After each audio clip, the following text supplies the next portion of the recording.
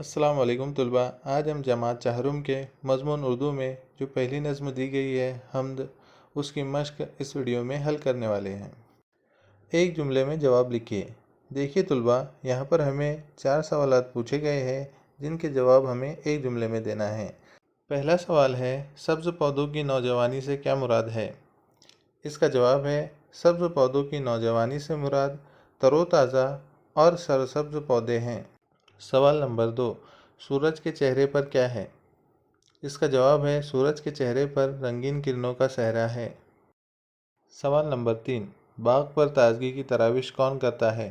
اس کا جواب ہے، باغ پر تازگی کی تراوش خدا کرتا ہے۔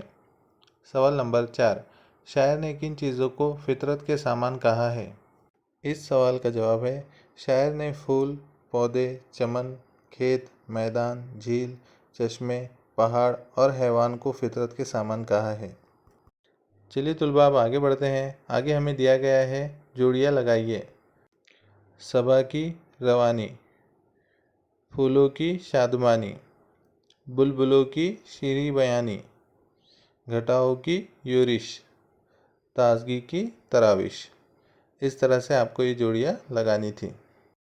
غور کر کے بتائیے، آگ، مٹی، ہوا اور پانی سے ہمیں کیا فائدے ہیں؟ اس کا جواب ہے، آگ کا استعمال کر کے ہم کھانا بناتے ہیں، مٹی سے ہمیں مختلف قسم کی فصلیں حاصل ہوتی ہیں، ہوا سے ہمیں آکسیجن ملتی ہے، پانی کو ہم پینے کے لیے استعمال کرتے ہیں۔